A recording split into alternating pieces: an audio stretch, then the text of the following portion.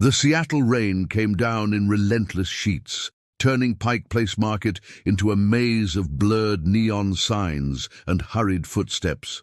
Marcus Chen pulled his worn jacket tighter around his 6-year-old daughter Lily, who clutched a stuffed rabbit against her chest. The fabric was threadbare, but it was all he could afford on his salary as a night shift security guard at a downtown office building. "Daddy, I'm cold," Lily whispered, her small voice barely audible above the drumming rain. Marcus crouched down, eye level with his daughter, and forced a smile that didn't quite reach his tired eyes. "I know, sweetheart. Just a few more blocks to the bus stop, okay? Then we'll get home, and I'll make you that hot chocolate I promised." It had been 3 years since Sarah left, 3 years of single parenting, of juggling work schedules and daycare pickups, of learning to braid hair from YouTube videos at 2 in the morning. The divorce papers had arrived on a Tuesday, along with her note saying she needed to find herself. Marcus had found himself too in the process, buried under bills, stretched thin between responsibilities, but fiercely devoted to the little girl who looked up at him with unconditional trust. They were passing the closed storefronts on First Avenue when Marcus heard the footsteps, quick, purposeful, multiplying. He glanced back and saw them. 4 men in dark hoodies, moving with the coordinated precision of people who'd done this before. His security training kicked in immediately. He scanned the street. Empty. Most shops were closed at this hour, and the rain had driven everyone indoors. Then he saw them, 2 children no older than 7 or 8, running toward him from the opposite direction. They wore expensive clothes now soaked through, designer sneakers, branded jackets that probably cost more than his monthly rent. Their faces were flushed with panic, tears mixing with rainwater on their cheeks. A boy and a girl, identical in their terror. "Please!" the girl gasped as they reached him. "Please help us! They're trying to take us!" Marcus's mind raced. Every parental instinct screamed at him to protect Lily first, to walk away, to not get involved. But he looked at these children, someone else's children, and saw the same vulnerability he saw in his daughter every day. The 4 men were closing in 20 feet away now, their faces partially obscured by their hoods. The tallest one, with a scar running down his left cheek, stepped forward. "Those kids belong with us," he said, his voice carrying an edge of menace. "Hand them over, and nobody gets hurt." Marcus felt the 2 children press against his back, their small hands gripping his jacket. Lily had moved closer to his side, her eyes wide with confusion and fear. His heart hammered against his ribs, but years of de-escalation training had taught him one thing. Panic was contagious, and calm could be a weapon. "Back away now," Marcus said, his voice steady and measured, projecting a confidence he didn't entirely feel.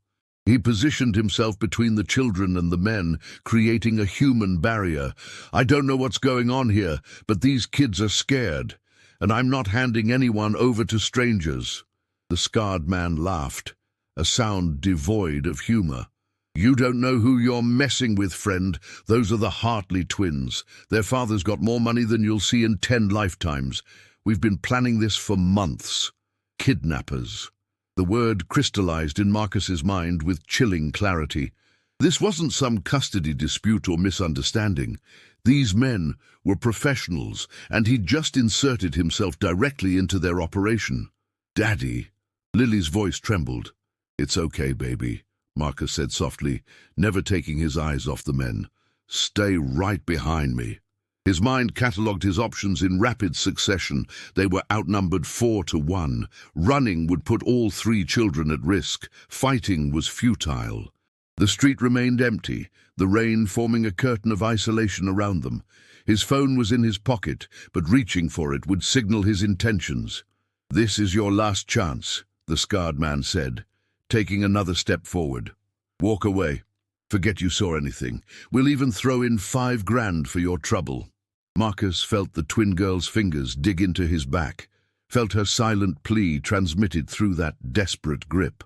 He thought of all the times Lily had needed him, all the moments when being her father meant standing between her and the world's cruelty. These weren't his children, but in this moment, They needed him just the same. "I'm not moving," Marcus said quietly. "And neither are they." The scarred man's expression hardened. He reached into his jacket, and Marcus's blood ran cold as he caught the glint of metal. But before anyone could move, the sound of sirens pierced the rain-soaked air, growing louder by the second. The twin boy had somehow managed to dial 911 on a phone Marcus hadn't even noticed he was carrying. Smart kid. The four men exchanged glances, calculation flickering across their faces. The sirens were close now, maybe 2 blocks away. The scarred man pointed at Marcus, his gesture somewhere between threat and promise. "This isn't over," he said. Then they scattered, disappearing into the maze of alleys with practiced efficiency.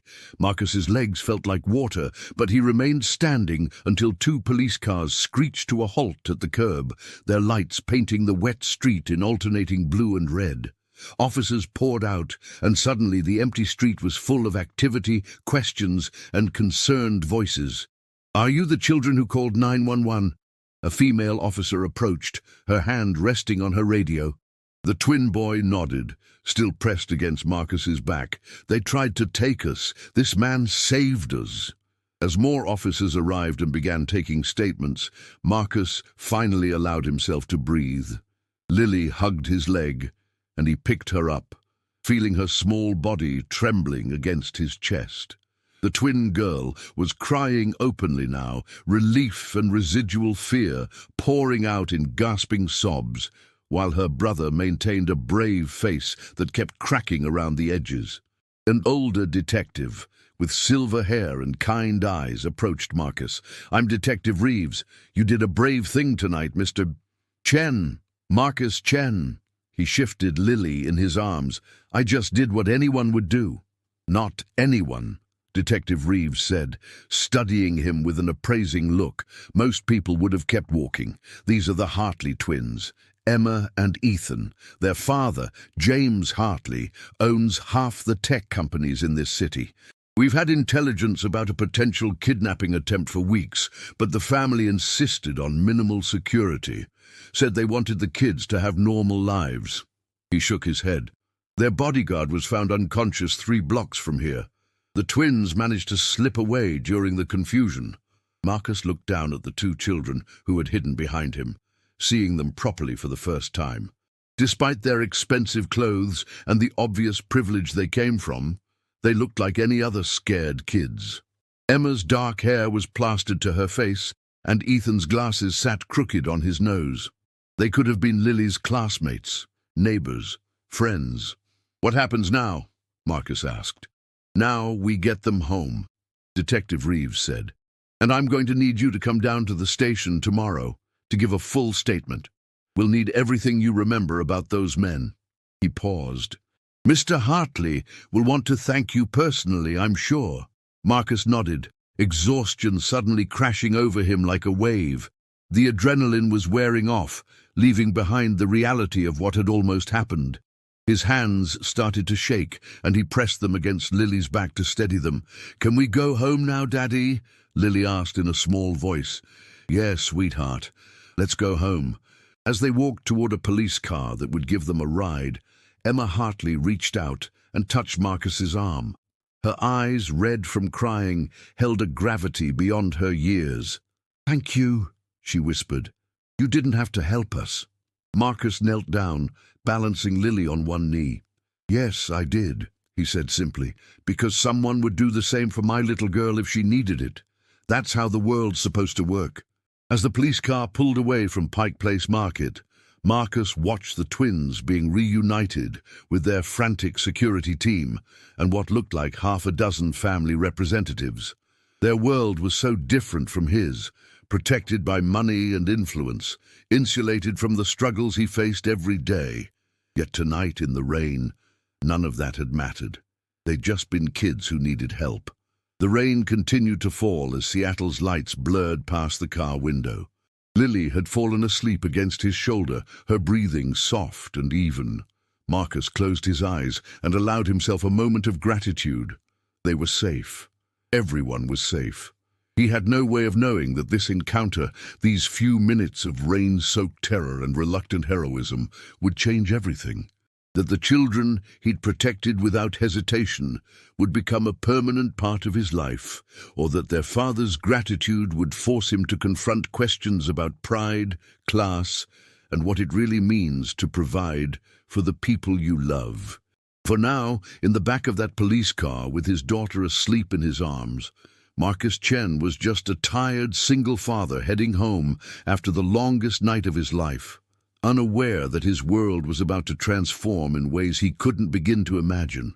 The precinct smelled like burnt coffee and old paperwork when Marcus arrived the next morning, Lily's hand tucked securely in his. He'd arranged for a neighbor to watch her after he gave his statement, but Mrs. Patterson couldn't take her until 9, so Lily sat in a plastic chair coloring, while Detective Reeves walked Marcus through everything he remembered about the attempted kidnapping. The tall one with the scar did most of the talking, Marcus explained, pointing to the 4th mugshot in a lineup of known criminals. That's him, I'm certain. Detective Reeves made a note. Victor Krasinski, suspected of involvement in at least 3 other high-profile kidnapping attempts. You're lucky he didn't push harder. Didn't feel lucky at the time, Marcus admitted, rubbing his tired eyes. He'd gotten maybe 3 hours of sleep, his mind replaying the encounter on an endless loop. Mr. Chen, a woman in a crisp business suit, appeared in the doorway. I'm Catherine Walsh, head of security for the Hartley family. Mr. Hartley would like to speak with you if you have a moment. Marcus glanced at Detective Reeves, who nodded. We're done here for now. I'll call if we need anything else. Following Catherine through the precinct felt surreal. Officers who'd barely glanced at him before now watched with curious interest. When they stepped outside, a black Mercedes with tinted windows waited at the curb. Is all this really necessary? Marcus asked, thinking of the bus ride he'd planned. After last night, Mr. Hartley isn't taking any chances, Catherine said. The twins have been asking about you since they got home. About both of you. She smiled at Lily, who pressed closer to Marcus's leg. The drive took them through downtown Seattle, past the familiar landscape of Marcus's daily commute, and then up into neighborhoods he'd only seen in magazines. The houses grew larger, set back from the street behind gates and manicured hedges. Finally, they turned onto a private drive that wound up a hillside overlooking Elliott Bay.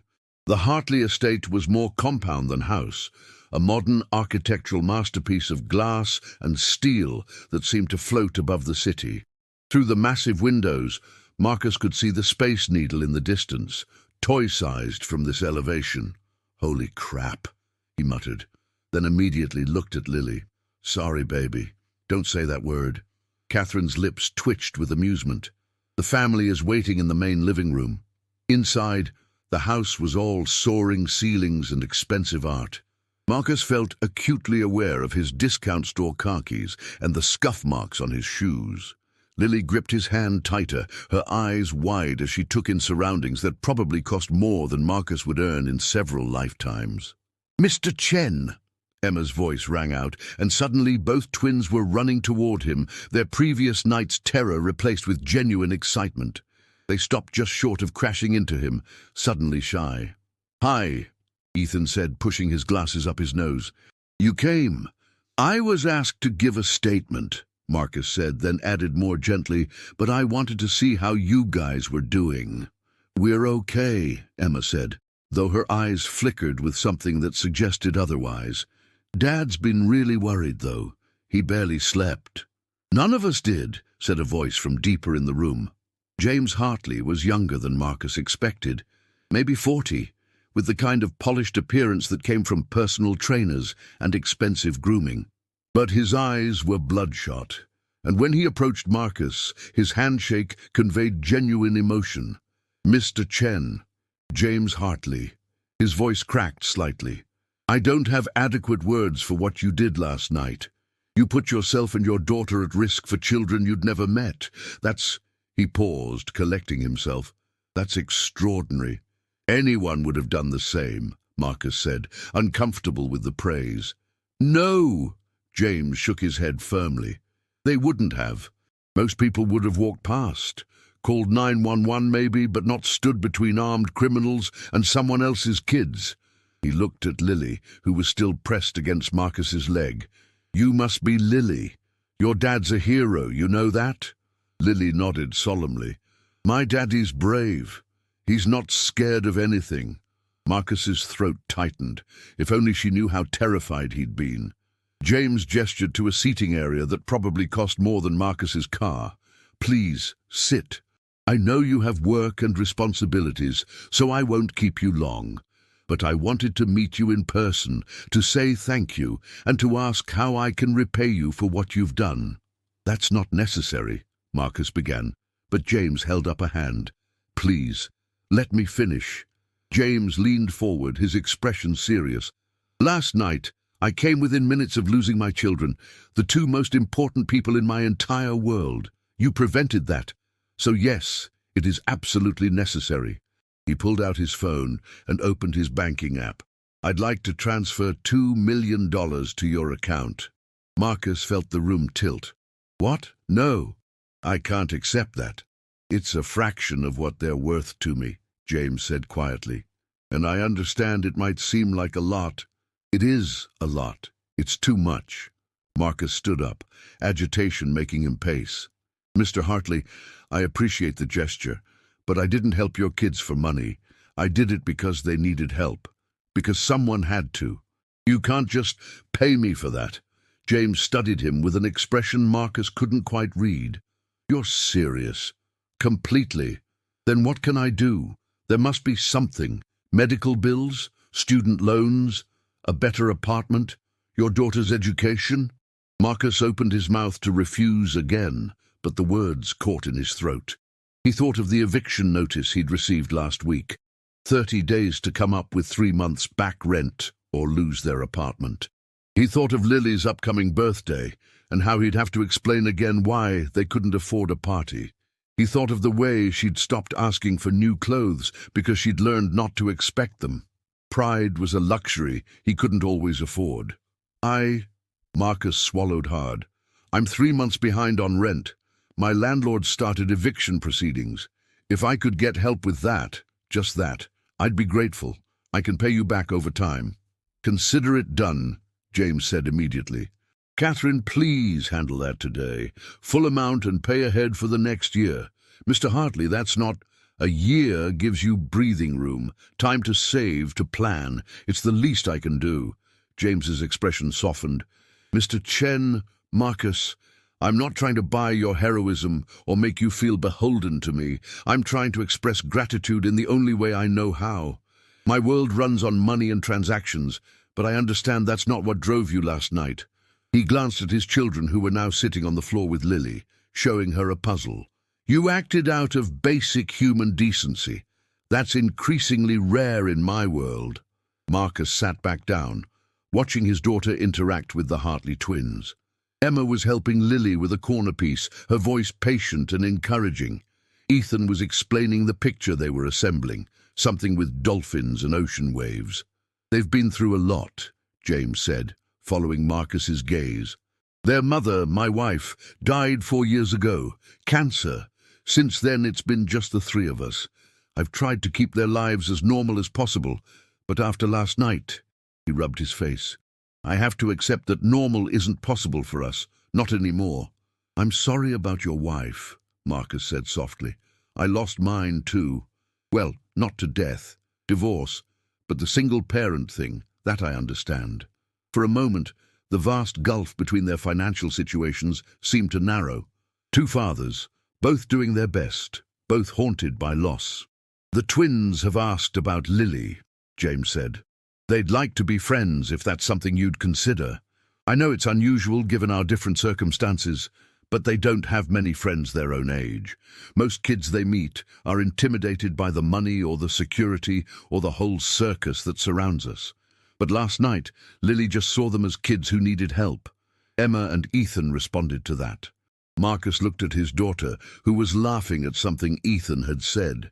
I don't want her thinking that this, he gestured at the opulent surroundings, is normal, or that what we have isn't enough. I understand, James said, But friendship doesn't have to be about money. Maybe it's just about three kids who connected during a scary moment and want to maintain that connection. Before Marcus could respond, Emma called out, "Mr. Chen, come see! We finished the dolphin!" Marcus walked over, kneeling beside the three children. The puzzles spread across the expensive hardwood floor showed a family of dolphins leaping through turquoise waves. "It's beautiful," he said. "Lily did the hard part," Emma said proudly. "She found all the edge pieces." "I'm good at edges," Lily announced. "Daddy and I do puzzles at home. We have one with a fire truck." "We have lots of puzzles," Ethan said enthusiastically. "Want to see our playroom?" The three children looked up at Marcus with identical expressions of hope. He glanced at James, who shrugged with a small smile. "I guess we have time for the playroom," Marcus said. As the children scrambled up and raced off, Catherine following at a discreet distance, James stood beside Marcus, both men watching their kids disappear down a hallway. "Thank you," James said quietly. "Not just for last night. For today. For not treating my children like untouchable rich kids." "They're not," Marcus said simply. "They're just kids who got scared and needed help. That's all I saw last night, and that's all I see now." James nodded, something like relief crossing his face. "Would you join us for lunch? I promise not to overwhelm you with gratitude or talk about money anymore. Just 4 adults and 3 kids having a meal together." Marcus checked his phone. His shift didn't start until 7 that evening. "Okay. But nothing too fancy. Lily's a picky eater." "So are mine," James laughed. "Yesterday, Ethan refused to eat anything that wasn't shaped like a dinosaur. We're not so different, you and I." As they walked toward the sounds of children's laughter echoing from deeper in the house, Marcus felt the strangeness of the situation settling into something else. Not comfort exactly, but possibility. The idea that perhaps kindness could transcend economics, that maybe protecting 2 scared children in the rain had opened a door to something neither family knew they needed. The rain had stopped, and through the massive windows, Seattle sparkled in unexpected sunshine. Marcus felt a warmth that had nothing to do with the weather, a tentative hope that maybe, just maybe, things were about to get better for all of them. 3 weeks after the incident at Pike Place Market, Marcus found himself in a situation he never could have imagined, standing in the kitchen of his small apartment, teaching James Hartley how to make boxed macaroni and cheese. "You drain the water before adding the cheese packet?" James asked, staring at the pot with genuine confusion. "Have you seriously never made mac and cheese?" Marcus couldn't help but laugh. "I have a private chef," James said defensively, then grinned. "But Emma and Ethan insisted they wanted Lily's favorite dinner, so here I am, learning the ancient art of processed cheese product." In the living room, the 3 children were sprawled on Marcus's worn couch, watching a nature documentary. Their laughter drifted into the kitchen, punctuated by Ethan's running commentary on whale migration patterns. Catherine sat in the corner chair, ever vigilant, though she'd relaxed considerably over the past weeks. The friendship that had begun that rainy night had blossomed into something Marcus still didn't quite understand, but couldn't deny was good for all of them. The Hartley twins came over twice a week, always with Catherine shadowing them, and Lily had visited their house 3 times, experiences that left her eyes wide with wonder, but, to Marcus's relief, didn't make her dissatisfied with their modest life. "I think it's ready," Marcus said, dividing the neon orange pasta onto plates with chipped edges that didn't match. James carried the plates out, and the children attacked their dinner with enthusiasm. Watching James Hartley, tech billionaire, sit cross-legged on Marcus's second-hand rug and eat boxed macaroni with plastic utensils, it was surreal and somehow perfect. "Dad, can Marcus and Lily come to our birthday party?" Emma asked suddenly, orange cheese smudged on her chin. Marcus's fork paused halfway to his mouth. He'd known the twins' birthday was coming up. They'd talked about nothing else for days. But he'd assumed their celebration would be the kind of elaborate affair his family wouldn't fit into. James glanced at Marcus, something vulnerable in his expression, Actually, I was hoping we could talk about that. I know you both have been keeping your distance from the more public parts of our life, and I respect that. But this birthday is important. It's the first one since—" he paused, looking at his children, "since we almost lost them. I'd really like you there, both of you." "It's at our house," Ethan added. "Not somewhere weird, just family and close friends. Please?" Lily looked up at Marcus with pleading eyes. "Can we go, Daddy?" Marcus set down his fork, buying time to think. Over the past weeks, he'd been careful to maintain boundaries. The rent help had been a godsend. He'd caught up on bills and even started a small savings account, but he'd refused every other offer James made. No new clothes for Lily, no upgraded apartment, no job opportunities that felt like charity. He was grateful, but he wasn't going to become dependent. But this wasn't charity. This was friendship, and maybe that was scarier. "What kind of party?" Marcus asked cautiously. "Small," James promised. "Maybe 20 kids from their school, some family. Catherine's team will handle security, but it won't be obvious. Games, cake, normal birthday stuff. I've hired an event planner, but I've told her to keep it simple. The twins just want to celebrate with people they care about." "We care about you," Emma said simply, and Marcus felt his resistance crumbling. "Okay," he said, "we'll come."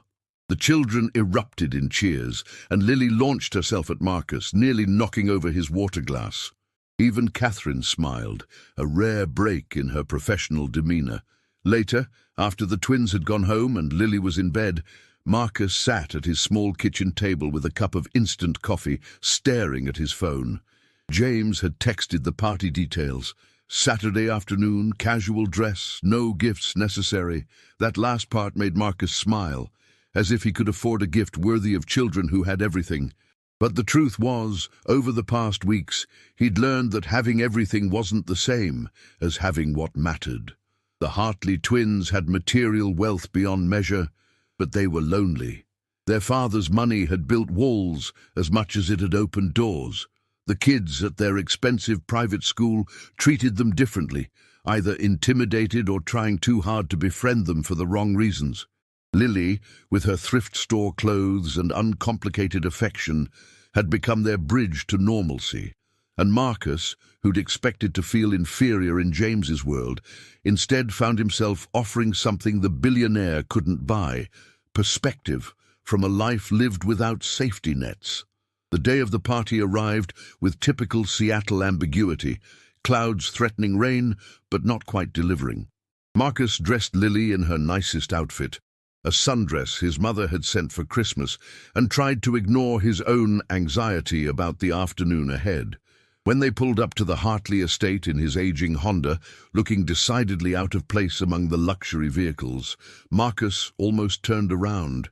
But then he saw Emma and Ethan pressed against a window, waving frantically, and his nervousness eased. The backyard had been transformed into a wonderland that somehow managed to be both elaborate and tasteful. A bounce house shaped like a castle, carnival games, a petting zoo with miniature goats and rabbits. But it wasn't overwhelming. James had clearly worked hard to make it feel like a real kids' party, not a billionaire's showcase. "Marcus! Lily!" James jogged over, wearing jeans and a t-shirt, looking more relaxed than Marcus had ever seen him. "You made it.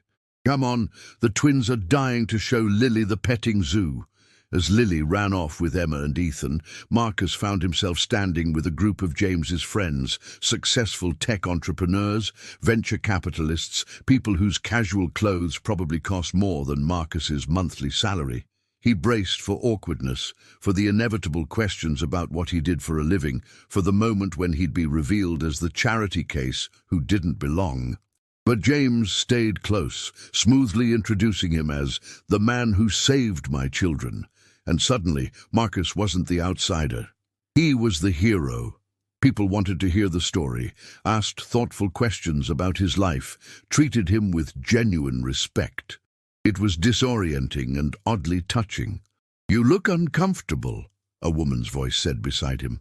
Marcus turned to find an elegant woman in her 60s, holding a glass of wine and studying him with amused intelligence. Is it that obvious? Only to someone who's been where you are. She extended her hand. Patricia Hartley, James's mother and the twins' grandmother.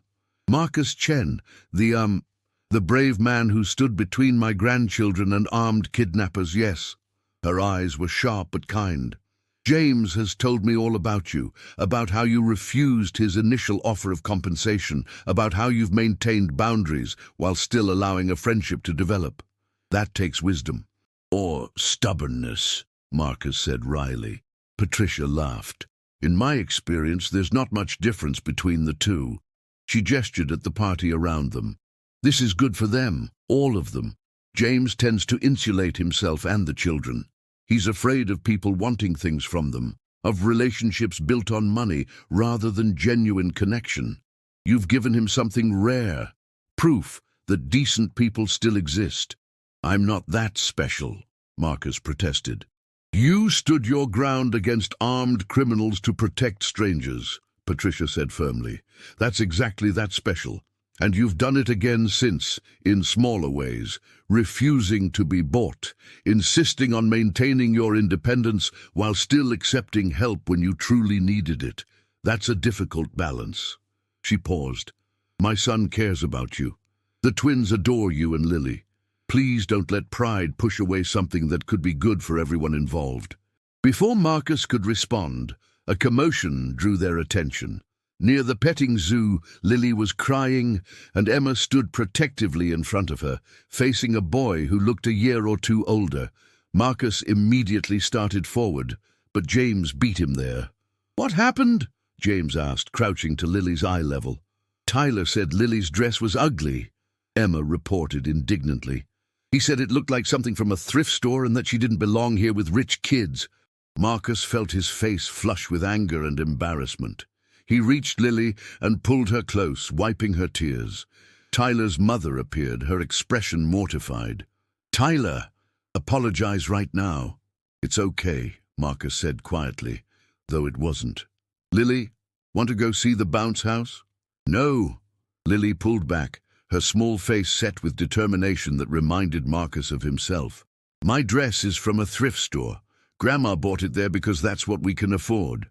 But it's still pretty and Tyler's mean. Ethan stepped up beside his sister, forming a united front. Yeah, you're mean, Tyler, and Lily's our best friend, so if you say stuff like that, you're not invited to our party. Ethan, honey, James began, but Ethan shook his head. No, Dad. You said this was our party, and we could invite who we wanted. We don't want him here. Tyler's mother grabbed her son's hand. We're so sorry. Tyler's been having some behavior issues at school. She looked genuinely distressed. We'll leave. Happy birthday, kids. Marcus, I'm truly sorry. As they left, Marcus knelt beside all three children. You guys didn't have to do that. Yes, we did, Emma said firmly. Nobody gets to be mean to Lily. She's right, Dad, Ethan added. Lily's family. The word hung in the air. Family. Marcus looked up and met James's eyes. Saw his own surprise reflected there. They'd been circling around this truth for weeks, but hearing it stated so simply by an 8-year-old made it real. Okay, Marcus said softly. Okay. But Lily, Tyler was wrong about your dress. It is pretty. And more importantly, you are kind and brave and smart, and those things matter more than clothes ever could. That's what Daddy always says, Lily told the twins proudly. He says being a good person is better than having lots of money. Your dad's right, James said, ruffling Ethan's hair, though having both doesn't hurt. He stood, pulling Marcus aside while the children ran off to the bounce house. I'm sorry about that. Kids can be cruel. It's fine. She needs to learn that not everyone will be kind. Marcus watched his daughter laughing with the twins, the incident already forgotten in the resilience of childhood. But your kids, James, what they just did. They love her, James said simply. And they've learned from you that standing up for people you care about matters more than being polite or avoiding conflict. He paused. You've taught them that. Hell, you've taught me that.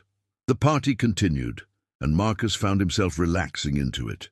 He helped supervise games, chatted with other parents, ate birthday cake that probably came from some exclusive bakery but tasted like any other cake.